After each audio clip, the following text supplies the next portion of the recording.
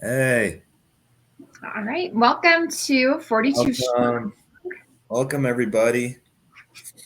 Welcome, Nicole. Good to see you. Good to see you too. I'm excited to be here with you today talking Yeah, about same.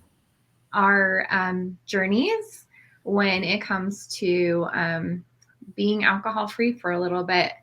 I'm at 111 days today without alcohol. Yep. Uh, Today I'm 101. So welcome everybody, whoever's tuning in, or if you're tuning in later. I think so. So me and Nicole, we decided to start this group and start this show, basically just to share our journeys on being alcohol free. Not only that, but combining that with um, our nutrition journeys, our fitness journeys, and our like just general cognition, mood kind of journeys, right? And so that's kind of the impetus of this show and of this challenge that we're going to discuss. So yeah, I'm on 101. Nicole, would you say 111? I just know I'm 10 days ahead of you. So Yeah. So I don't today's. have a tracker. So I'm probably 112 Oh, okay, cool. days. Yeah, Yeah. So that's awesome. the last time I had a drink, my husband, I asked him to take me out for for Christmas, asked him to plan a bunch of dates and for one whole day, just like a day full of dates. And he Uh-huh. took me to a distillery.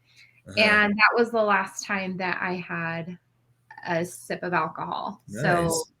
yeah, I've gone through my birthday, my 44th birthday. I went through New Year's. I went through the Super Bowl. I know that you went through the Super Bowl without drinking. Yeah. Um, St. Patrick's Day. I know you went through March Yeah. Madness. March Madness. Yep. Yeah. Yeah. And honestly, I haven't skipped a beat. I went to all those things. I had a blast. I didn't notice any difference. I think like part of it, and then also, I think I just started with no alcohol just because like it was just making me feel like crap. And I just wasn't sleeping properly, wasn't able to focus. Just my priorities weren't right. I was just like doing and thinking things that I didn't want anymore. And so I think it's helped me a lot in those respects. And then not to mention that, but in the gym, your gains are just so much more. Like when you drink, it's just empty calories literally. And I know people have heard that forever, but it's just so true, especially after 35 or so, Mhm. and it just takes so long to recover. And I don't know, I just feel like I'm still having fun. I Like you were saying, I got through all those things: Super Bowl, March Madness, St. Patty's. So I've had fun still. And then I think one thing that we were talking about like before is like we didn't plan this, right? Mhm. I didn't know. I think I saw a post from you that said you were no alcohol, and I was like, oh yeah, me too. Like we hadn't even talked Mm-mm. really much, right? Yeah. So it's just kind of coincidence that we were both kind of doing it. Yeah. Well, and for me, it's like my family was going through a lot. And I did not want to be navigating that from a space of not being fully present Right. and feeling like there was such a urgency for me to be there for my family in a space that I could not do that if I was drinking. Um, Right. and so it hasn't been all easy for me. It's like No. usually when I stop drinking, I see a dramatic drop in my body composition, like in my body fat. Right. And Right. this time, I have a zombie apocalypse room where I like stash like all these things that I might need one day. And I have like Reese's peanut butter cups in there for one day when I like control the world with Reese's peanut butter cups during the zombie apocalypse. And I was bringing the bag, it's next to my gym. I was bringing the bag in and eating Yeah. the Reese's peanut butter cups. And I think that when I was drinking, it was like, okay, I'm going to save my calories for when I drink. So Yeah. I'm going to drink my calories instead of like, so I would behave really, really well throughout the week. And then Right. the weekend would come. And so it's interesting to see that, like, for me, it wasn't like as it wasn't as easy, I think, to stay like on a healthy path. I just kind of like traded alcohol for for food. peanut butter cups. Yeah. Yeah. And so I had this thing of like trying to figure out like who I am because, on Instagram, I bear barbells and bikinis. And if I Right. don't have the beer part of that, then who am I? So it's Right. Right. Right. this Yeah. internal journey of like, who am I without it? It's been a huge part of my relationship with my husband. Like we bonded over it. Like, what is our marriage now without it? Hmm. Um, so it's been really a healing space. Yeah. Um, my body's changed since I've turned 40. I'm 44. And I was talking to someone earlier. I was inviting her to this challenge that we're doing. And she, was like, oh, but won't you go back to drinking like you were? And I'm like, my body can't do that, baby girl. I'm over 40. Yeah. Like, once you get to 40, you will see the difference Right. in how Yeah, I you're. think that's a good point. I think that kind of segues into something that I was going to talk about is like alcohol is one of those weird things, right? It's one of those things where if you stop, people just assume you have a problem. Like people just assume you're an alcoholic because you stopped drinking. And I'm here to tell you, and you agree with this, you don't have to have a problem to stop anything. You can Mm, do whatever you want. You can stop anything at any time that you want. So, I mean, I don't consider myself an alcoholic. I think you said you don't consider yourself one, but I just want to stop because it just doesn't serve me anymore, right? Like, and that's kind of where I'm at, and I'm not even worried about not drinking for a year or a month or 6 months or whatever. Just don't feel like doing it today. That's all, and then we'll yeah. see what happens tomorrow. and and I've woken up every morning for the past 101 days, and I haven't once wished that I had drank last night. That has never happened a single time. Same. Yeah, I've had one night where I was like struggling and I thought it would be great to have a drink. And another day that it was like I was celebrating, like things that were falling apart were falling together. And I'm like, okay, maybe I'll sit on my porch and have a whiskey with my dog. And I was like, I just it didn't like the Yeah, idea of it was like cool for a minute, but then the yeah, next minute I was like, I don't I wake up with like anxiety. Even if I yeah, behaved myself, I wake up like, what did I do? What did I say? Whose feelings did I hurt? Who do I need to apologize to? right. Is my husband upset with me? Like rolling over and being like, baby, do you still love me today? And he's like, yeah, Yeah, why wouldn't I? Right. But it's like, I play these things over in my mind and it's like, I don't want to be that person anymore. yeah, And so I'll be like, I'm not that person anymore. And I feel like if I right. drink, that I will be that person Yeah, again, maybe still in this mindset that I'm in. Again, it's like I don't know that I won't ever drink again, but right. today I don't Yeah, have the urge yeah. or desire, Yeah, right? the thing is like, the truth is, some of the best times I've ever had in my life were from drinking. Mhm. Like with my friends in college, like even after college. Like I've had really, really great times. Mhm. Unfortunately, the worst things that have ever happened to me are also because of alcohol. And it's nothing really horrible has happened, thank God. But just like my mindset, things that I've thought, things that I've done that are just I just that's not me, right? I don't want to do those things anymore or think those things anymore. It's like some I guess the only word I can think of is embarrassing. And Mhm. it's like I feel guilty because it's not really who I am, right? And then I think you touched on it, like one of the things I was afraid of, because there's always fear when you change. It's scary. Mhm. Anything that you change there's fear behind it, right? I think one thing I was afraid of is, am I still going to be able to have fun, Mhm. and am I going to still feel like I belong? Mhm. Like, can I go out and watch a ball game? Can I meet up with friends from college and still feel, will they still like me? Like, will I still be that dude that people want to be around, and I found that that for the most parts, yeah, like I'm just it's like a better version, almost, right? Yeah, I love that. Well, and so with coaching clients, I have the badass goddess right now. And I don't tell my clients you can't drink alcohol, right? It's like if you're gonna do it, you're gonna do it. I'm not gonna tell Right, you you can't, because if I do, you're gonna want to do it more. right, And so we just started looking at her relationship with alcohol, taking notes of how you feel in the morning when you wake up, looking at how alcohol impacts your life. right, Um, and it's like doing that work and like you're doing with somebody who necessarily doesn't want to stop.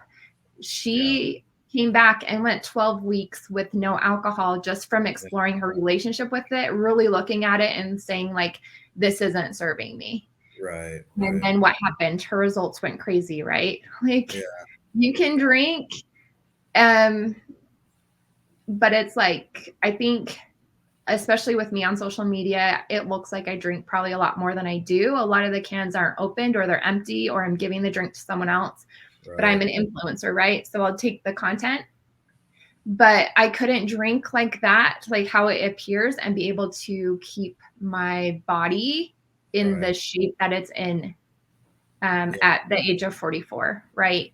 right, right, And I'm sure that my results would be way better. My body would be way healthier if I hadn't spent the time that I have actually drank. And that's right, where I have some questions for you of like, I used to only drink once a month. It was like when I was a mom, but like single mom before I was married. It's like I had one day a month that I would drink. yeah, And the rest of the time I behaved, I was healthy, right? And this was all after I turned 21st birthday. I was in the emergency room pregnant. So it's yeah, like I didn't start drinking. I had another baby at 23. So I didn't start drinking until my late 20s. But hmm, I'm just curious, like, is one time a month like okay? Is there a healthy way, especially when it comes to our brains?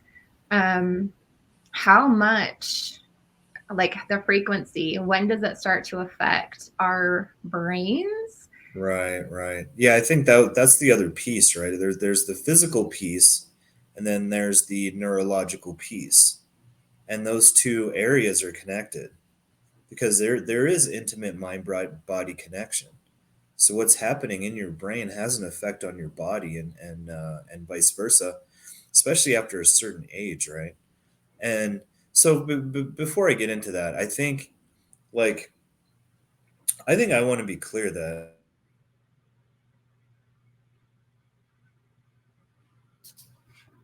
I'm not necessarily anti like telling people to stop drinking.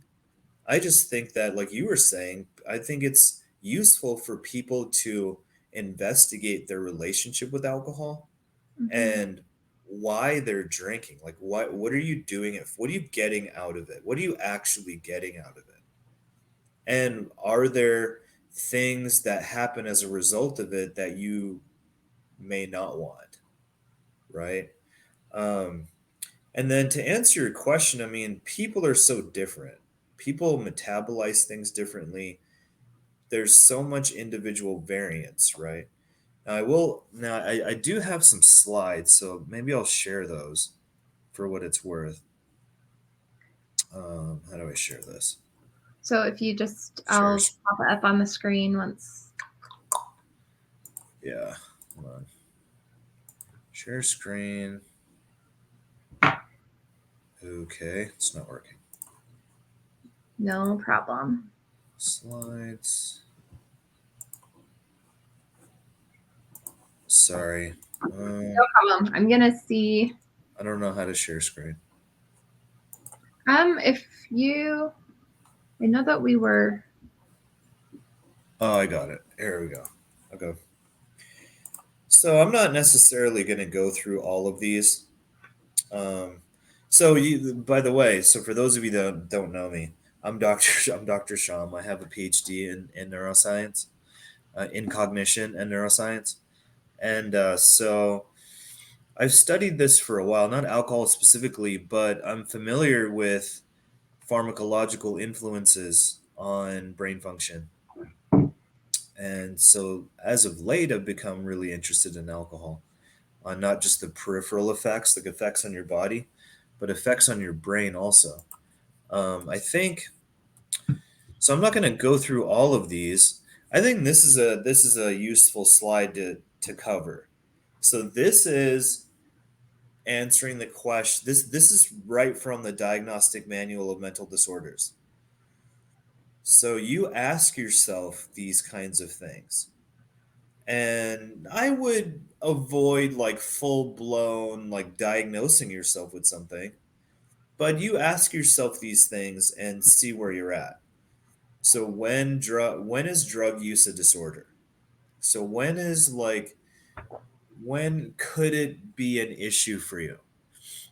And you don't have to satisfy all of these criteria either. Uh, so for example, impaired control. You're using it for longer than you intend. You're trying unsuccessfully to regulate. To regulate means, okay, you make some resolution that you're going to moderate today or this week, and you can't honor that resolution.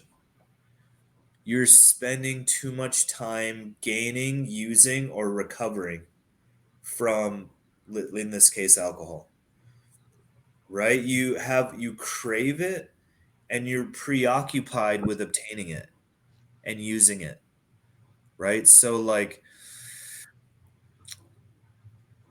for instance, you get up in the morning and you go to work and you're totally fine, right? You're functioning, you have a great job and all this stuff, but you're preoccupied with what can I do at what time so that I can drink? When can I get this done? Right? That's what preoccupation means. And then you're craving it. You might have disruptions at school or work. You might have social problems. You're continuing use despite risk, despite hazards. You're driving around after drinking, things like that. You might have worsening physical, psychological problems.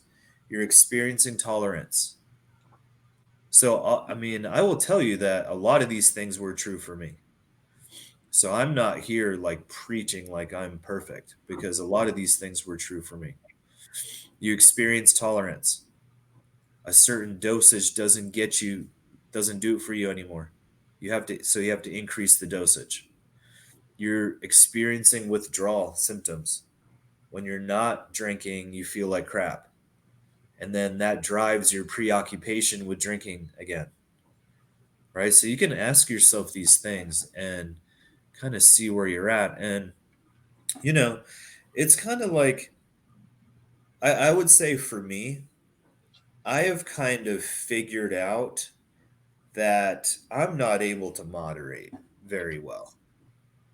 I've tried, okay, I'm going to make a resolution that I'm going to stop at 3 drinks or 4 drinks. And sometimes I do. Sometimes I can, but oftentimes I can't. And so I've kind of just decided for now that I'm just not going to do it at all, right? And so far that's been a really good decision for me. So do you have any input on this, Nicole? I just feel much. I feel much better after seeing this because Yeah, there's a lot of things on there that I can do. right. I have gone for just a drink, Hmm. things like that. So I feel a lot better after Yeah, hearing you explain that to me about my relationship with alcohol. right. Um, okay, just some other things, right? So alcohol is a depressant, but it's dose dependent. So that's why people are confused as to why alcohol can make you hyperactive if it's a depressant. Well, first of all, it's dose dependent. So what that means is when you first start drinking, you see a loss of your inhibitions. So what that means is your frontal lobe is losing control over emotional areas of your brain. That's what makes you hyperactive initially, right? People are jumping off the walls and they're like whatever. But if you keep drinking, you people have seen this, and this has happened with me myself. You keep drinking, and the depressive properties of alcohol will take over, and you will start to come down. Right? So you have slow neural processing, moral, physical judgment impairment, and I was tired of this in myself. I'm tired. I just got sick of it. I'm sick of like compromise. I got sick of compromising like who I am and what's important to me and how I know myself as a person. Those things were getting compromised, and it's like not worth it. As a father, as a coach, as a professor, as a partner, all those things were getting compromised. It's not worth it for me, right? And so that's where I was at. That was kind of my jumping off point, I suppose. One of them, anyways. Here's my general advice, and I've said this to my students too and clients. If you're gonna drink, then again, I'm not here to tell anybody to stop drinking because it has to come from the person, like you were saying, Nicole. Mhm. It got to come from you. No one can make you do anything, right? It's got to come from you. And I would say if you're going to drink, really try not to drink to the point of passing out or blacking out or to the point where you can't remember. That's really bad for you, right? Let's not beat around the bush. Alcohol is absolutely neurotoxic. You can ignore it, you can pretend it doesn't exist, you can do whatever, you can push it out of your thoughts. But the fact remains that it is neurotoxic. It is detrimental to your brain function, to your tissue, to neuron functioning. And that's not my opinion. This is just scientific fact, Mhm. right? If you look at this tissue, so I know this slide didn't come out very well, but I mean, if you look at this is a alcoholic woman, tissue on the left, healthy, non-alcoholic on the right. I mean, this is just clear. This person's brain is falling apart. It's like taking a sponge and ripping out pieces, right? Now, to answer your question, Nicole, you can recover. That's what synaptic plasticity is. You remove the substance, and your brain will recover. It will. Now it's going to depend what the substance is, how long you've been using it, how old you are, all various factors. But in general, your brain will recover. Now, So go ahead, Nicole. is that I've had people ask me, that's some of the questions that they've asked, like, why is it that my brain after 30 days that I feel more clear, or after 3.5 weeks that I feel more clear? Is it because that substance is gone and now your brain has started to repair itself? Is it Yes. that quick? Yeah. Yeah. Your brain is very adaptive to changes in your environment. And you will start to see dendrites. Those are branch like structures on neurons that capture information, very important for synapses. They'll start to branch out, just like watering a plant. You get a plant, you start watering it, it's going to start to grow. Very analogous to that. And you will start to see neural tissue repair. Right? Again, it's going to depend Mm-hmm. on how old you are, what the substance is, how long you've been using, all that kind of stuff. But in general, yeah, your brain can recover. Now you had brought up the point of timing, like how much does it take, how long? It's not a straightforward answer. This is one study that addresses this question, and for some people watching this, this is going to be scary. This was certainly scary for me. This is a study. Now, I think it's important for anybody watching this. I think it's important to realize that these things that I'm saying, this is not my opinion. This is a brain scan of someone's brain. This is not my opinion or me on some like lecture circuit to tell you how to live your life. I'm giving you scientific information. Like, this is not a brain scan that I've made up. This is someone's brain, right? Same with like research. This is what the purpose of research is to put forth information, right? Now, whether you choose to believe it or take it or whatever is that's up to you. But I think there's some people that like just deny that this information is real. Mm-hmm. Um, Now, is some information overblown? Sure.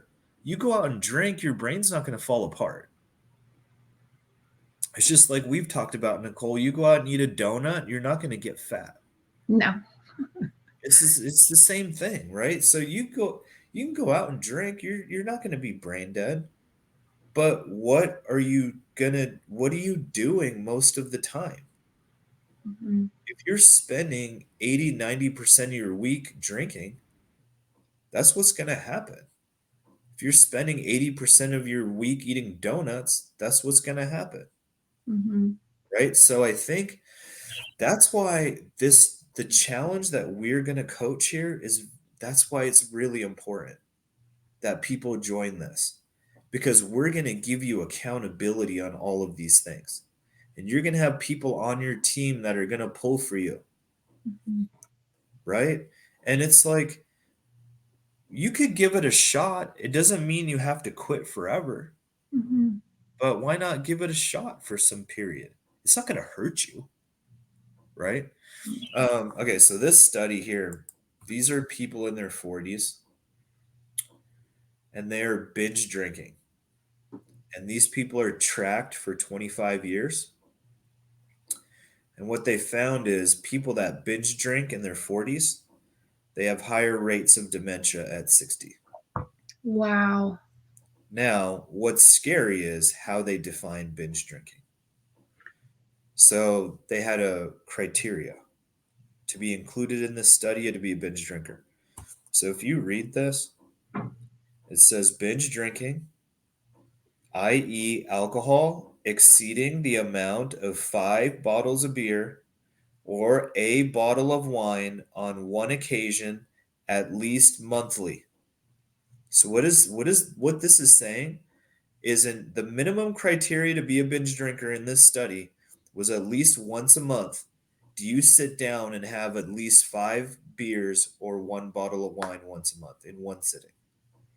If the answer is yes, then you're a binge drinker, according to the criteria of this study. Now, people drink way more than this.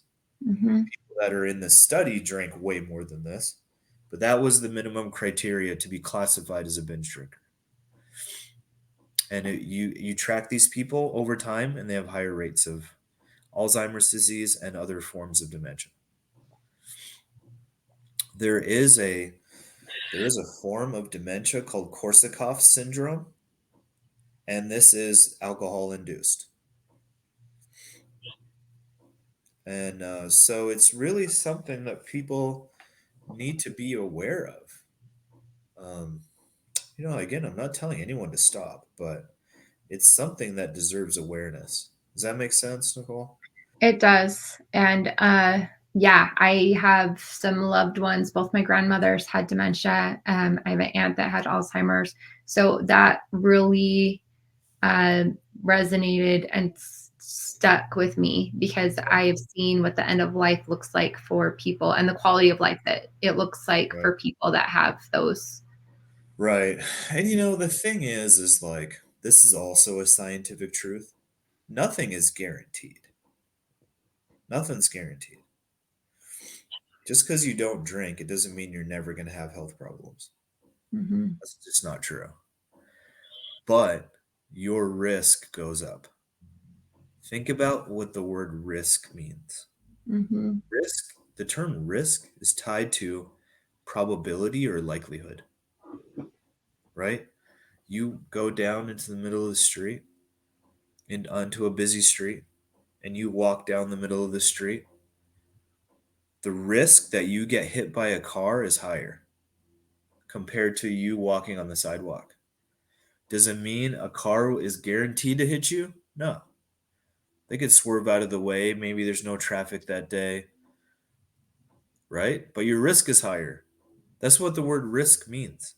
Nothing's guaranteed, but you can lower or increase your risk based on environmental things, right? It's kind of like I talked about this with my students too. It's like, you know, during pregnancy, people will say things like, well, a glass of wine isn't going to hurt the baby. Probably, you're right, but it's not going to be better than zero. Mhm. Your risk goes up. Mhm. Probably you'll be fine, but is it worth the risk?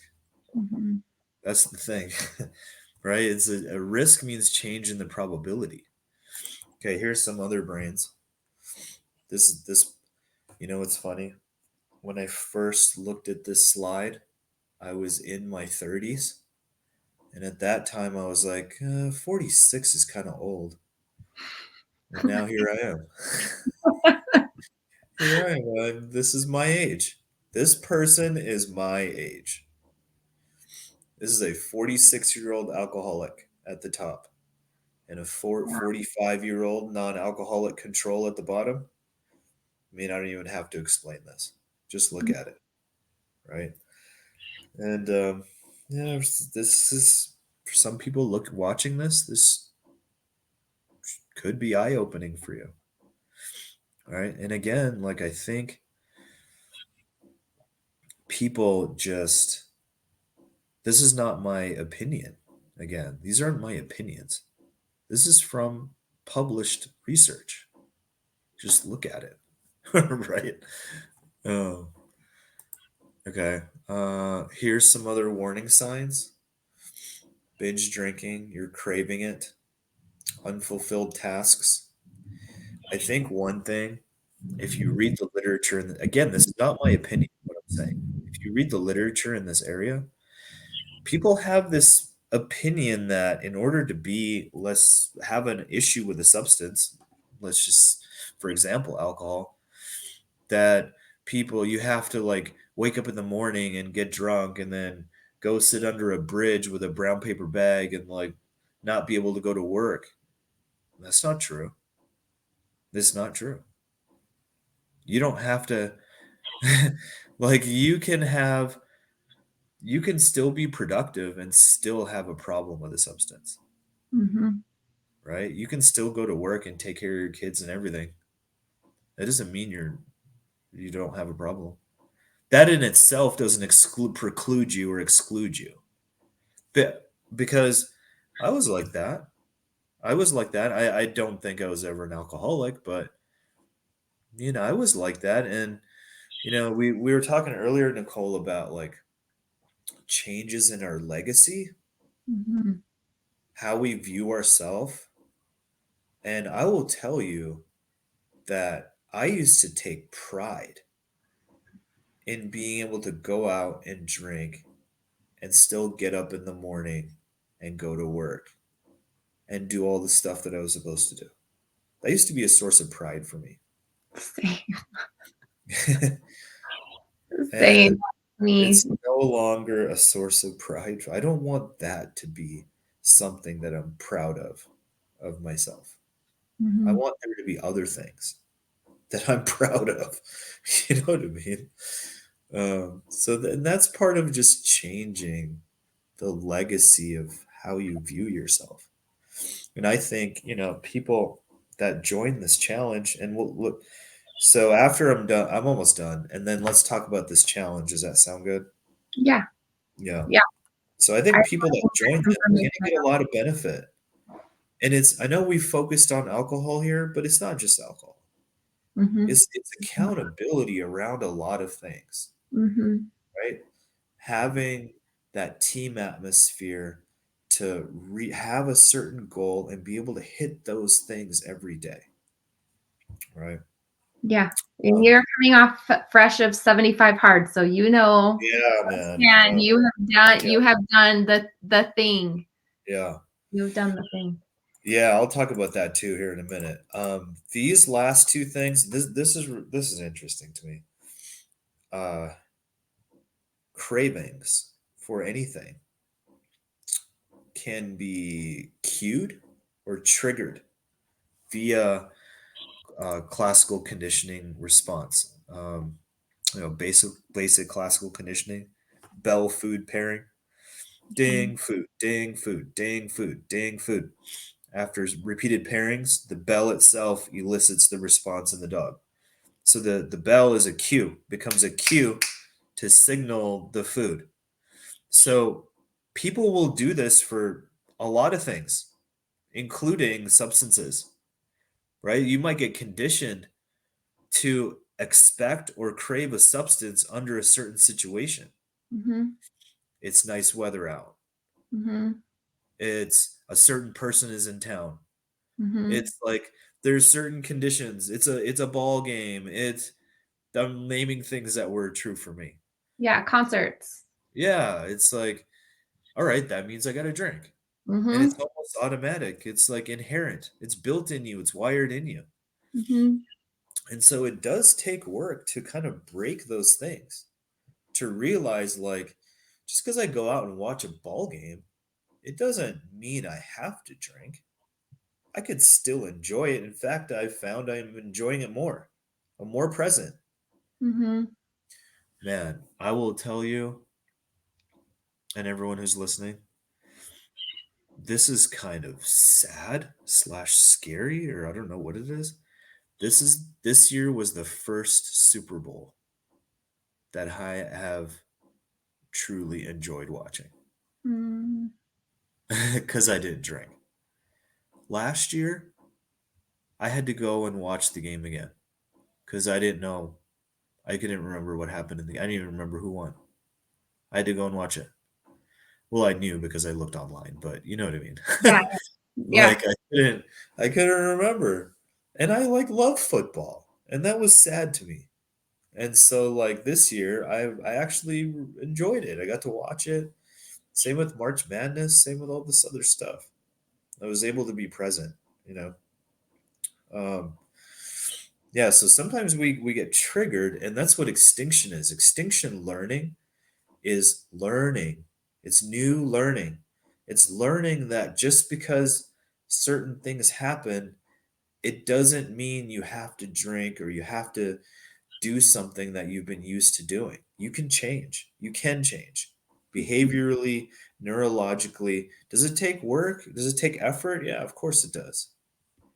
But ultimately, and we've talked about this too, Nicole. Is like ultimately, I hope that you choose yourself, Mm. right? You choose you, because if you don't choose you, then who's going to? You got to choose yourself first.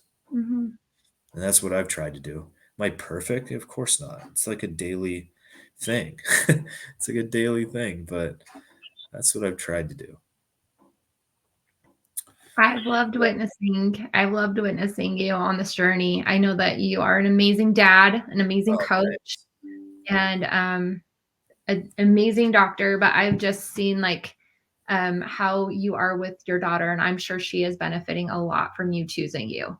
The Yeah, people that you love are it's benefiting a lot from you I will choosing. tell you that a trigger for me historically has been stress and guilt. That's been a trigger for me to drink. And so I'm still working on it. You know, I'm working on extinguishing those triggers, replacing it with other things. But yeah, thank you. I appreciate it. And the reason it reminded me of it is like sometimes I get sad. It's like when I have to go weeks without seeing her, or I feel guilty because why is it like this? Why can't she just be with me? And then, you know, you try and forget those things. I don't want to feel like that. So I try and so then okay, well let's have a couple of drinks and I'll not think about it. and then those feelings just come back stronger, right? And it's better to just let yourself feel instead of numbing those Mhm. feelings. Because if you try and numb it away, it'll just come back stronger. Yeah, So I agree. I say, um, I've talked a lot. So why don't you talk, Nicole? You want to talk about the challenge and kind of our mission and what we're up to? Yeah, I would love to. Thank you. I got a lot from what you shared with us, and I'm definitely going to take that and use it in my own life and educate other people that are open to listening. So, thank you for the impact that you've made on all of us here with what you've shared. Um, Thanks. I'm really excited about this challenge. Like I shared, Dr. Sham just got done doing 75 hard, and that is what really inspired this 42 strong is a softer version of 75 hard. Right. Um, the challenge date starts on May 13th. Yeah, that's Monday. That's Monday. And so people have to register and pay for the event on Mother's Day by midnight, so the Yep. 12th. So if you're looking for an amazing gift for a mom in your life, this might be that. Um, Or if you're a mom, or if you know or a your mom, or mom. whatever. Yeah. Yeah. You know, mom, if you love a mom, if you are like my husband, I would love for my husband to do something like this. Yeah. He hasn't been drinking as much either now that I'm not drinking so much. But this would be an amazing gift for him to give to me if he was to do this for Yeah. himself. So, because you know, it makes moms' lives easier when men are present and have clarity and all the things that are going to come from the challenge, bettering themselves. Um, so it is going to be 42 days. That is 6 weeks. And we are going to have a nutrition piece. We're going to have a workout piece. We're going to have daily steps. We're going to have a water goal of 90 ounces a day. We're going to throw some personal development in there with reading. Dr. Sham has shared with me how beneficial it is for your brain to actually look at a book and read words. So we're going to throw that in there. And this is going to be no alcohol, no cheats, or I like to call them free meals Yeah. or cheat days or free days. Um, and so um, if this is something that you're interested in, you're going to have a community around you while you do this. So you're going to have a community to support you. You're going to have a coach, either me or Dr. Sham, that you're going to be working with. You're going to have accountability. You're going to have a beautiful space to share, be vulnerable if you want in a private group. And we are going to throw in some exciting things for you. So if you've watched the show, you could be in one of three places. Number one is that you still want to drink and you just want to do so maybe in a healthier way, or you want to explore your relationship with alcohol. If that is you, if you're a one, you can put a one or a whiskey emoji or a beer emoji in the comments. You're going to get the How to Booze guide, which is just the healthier alternatives to what you're drinking. You're going to get journal prompts to explore your relationship with alcohol a little bit deeper. And you're going to get the Hangover Handbook. So those are things that you can take on now. If you're not a two now, that's fine. If you're not a three now, that's fine. You can start working on your relationship with alcohol. And maybe this is something you want to do down the road. If you're a two, you're wanting to enroll in our challenge. You're wanting to be in a community with accountability and support. And grow yourself in this new way of being. How would it impact your life? How would it impact your relationships? How would it impact your body if you were alcohol free for a short period of time, like 6 weeks? I know for Well, me, also, Nicole, we're also going to have it's also accountability around mhm, your workout, your food, your steps, your water, mhm, right? So it's overall, including the no alcohol. So it's going to be like support around all of these things. all of it. You're going to be held accountable and you're going to be with a community of people that are going to be cheering you on to hit your goals. So if you're a 2, you're joining our challenge. You're going to get the holistic goal for the holistic guide for detoxing. You're going to get the dad bod meal. Dr. Shyam has an amazing dad bod meal that he does. Is it 2 minutes or 4 minutes? 2 minutes. 2 minutes. So you're going to get that. You're also going to get the brain hack guide to support your brain during the challenge. So if you are a 2, you want to go ahead and put that big muscle emoji in the comments, or a 2, so that we can get you more information on joining our So challenge. should we talk about pricing? Yeah. Yeah, so the 6 week, the 42 strong challenge is 349, $349. So what you can do is reach out to either me or Nicole if you're in, and you can send either one of us the payment, and then we'll add you to our private Facebook group. Then you'll be assigned a team. So you're going to be in your team. So either I'll be your coach or Nicole will be your coach. So we'll have like individual team chats and accountability. So what's going to happen is, so your steps, your workout, your water, your all the elements, you're going to screenshot and send to your coach every day, and then you're going to get a point for everything that you completed, and the team with the most points going to get get a prize at the end Mhm. after 6 weeks, Yes. right? Like what, Nicole? A new car, I something like that. don't have car money. It's like Hot Wheels. Maybe we'll do Hot I need a new car myself. So no, it'll be a prize, right? It's more about like being on a team, working on with your team to accomplish these goals, and you want your team to win, right? Definitely. So yeah, Yeah. so that's a 2, and then go ahead. And then if you're a 3, that means that you are ready to do some one-on-one deep dive work individually with either me or Dr. Sham, and come on as a client for like a 12-week program. And if that's something that you're interested in, you're going to put a 3, or you're going to put a brain for Dr. Sham, or you're going to put a door for the Wellness Witch Nicole Castillo, for Beyond the Purple Door. So you'll put a brain for Dr. Sham, a door for me, so that we know which one of us you'd like to maybe get more information with working one-on-one. And um, yeah, we'll have a lot more to offer in a one-on-one space. But with the group challenge, you're going to get a lot of accountability and And you guys support. go look at well, Nicole's also, but if you look at my Facebook, I have posted my personal transformation in a very short period, in like 10 weeks. So people might think like 6 weeks is that enough time? You can do a lot in 6 weeks. You can do a lot, and it doesn't have to be extreme. There's, by the way, you're not going to be put on some extreme fad diet, Mhm. and you're not going to be honestly fed some super extreme workout regimen. You're going to be able to do it. You can do it. It'll be manageable. It'll be manageable. Yeah. Well, as Yeah. habit change coaches, that's our thing, is small manageable steps taken over long periods of time. And Yeah. I am doing a 21 reset cleanse right now. And I can tell you the difference in my skin and my body in just 21 days.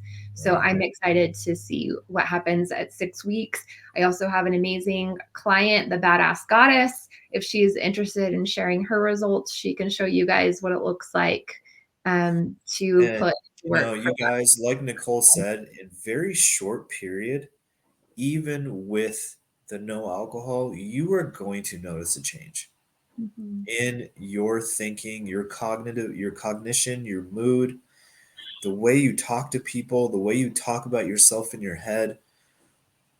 All those things are huge wins. And then you're going to see better results physically also. Definitely. Yeah. And then how it shows up in your relationships when people are getting you as your best self. Mhm. And you don't have to do this alone. Invite a friend, like invite friends to be part Yeah. of the challenge. Like it's a lot funner when you're doing something with your friends, on a team with your friends. So if you're interested, then comment, or you can message either me or Nicole, and then this won't be our last first and last show, right? We're gonna come back. Yeah. Yeah.